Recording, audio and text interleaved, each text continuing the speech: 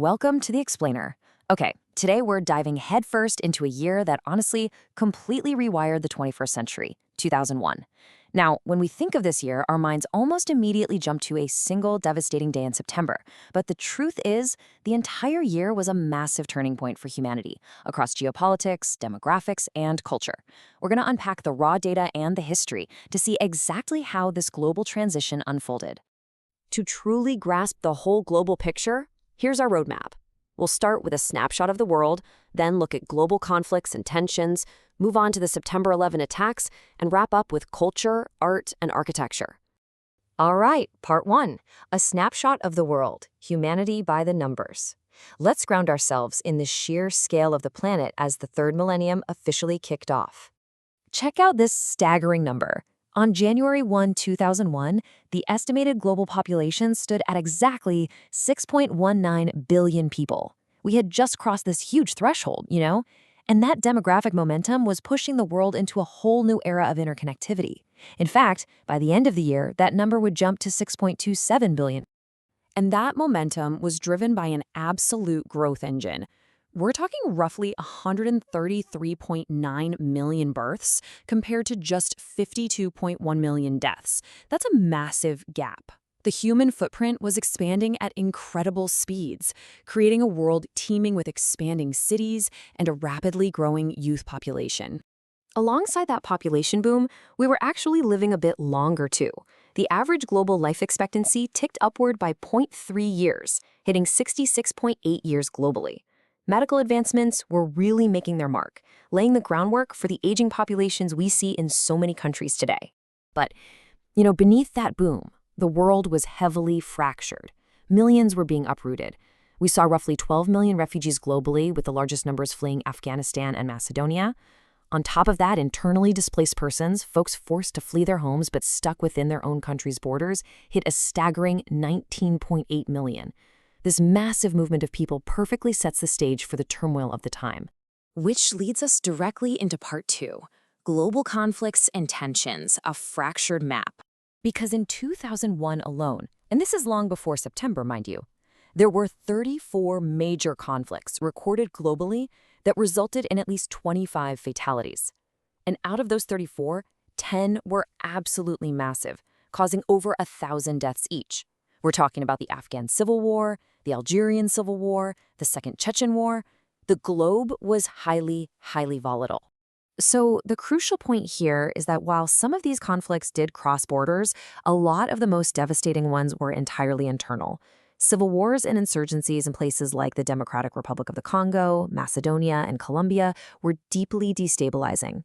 To put it in perspective, the Sierra Leone Civil War was notably the only major conflict to officially end that entire year. Across Africa, leadership was under extreme pressure right from the get-go. In January, DRC President Laurent Désiré Kabila was assassinated. Then we saw a literal cascade of military coup attempts, first in Burundi in April, and then in the Central African Republic in May, which sparked days of heavy violence. Meanwhile, on the international stage, tensions were just boiling over in two major regions. The long-standing dispute over Kashmir brought India and Pakistan to a massive military standoff late in the year. And in the Middle East, the Second Intifada continued as an undeclared war between Israel and Palestine, marked by a constant, tragic cycle of breaking ceasefires. This brings us to Section 3, the September 11 attacks, a defining moment. The global stage was already a powder keg when the year's most defining tragedy struck. The facts of September 11 are just deeply sobering. 19 hijackers affiliated with al-Qaeda took over 4 commercial airplanes. 2 hit the World Trade Center, 1 struck the Pentagon, and the 4th crashed in a field in Pennsylvania after the passengers bravely fought back. 2,977 people were killed. It was a moment that brought the entire world to an absolute standstill. And the global response to this was completely unprecedented. For the very first time in its entire history, NATO invoked Article 5 of the North Atlantic Treaty. That's the clause declaring an attack on one member is an attack on all. This fundamentally altered international military alliances overnight. The geopolitical fallout from that was rapid, like breathtakingly fast. Because the Taliban refused to extradite Osama bin Laden, an American-led coalition invaded Afghanistan on October 7th. By December 6th, the Taliban had surrendered in Kandahar. And just a couple of weeks later, an interim government was officially formed. The speed of this shift was just incredible. And that brings us to our final part, Section 4, Culture, Art, and Architecture, Destruction and Creation. Because despite all that staggering destruction, human resilience found ways to manifest.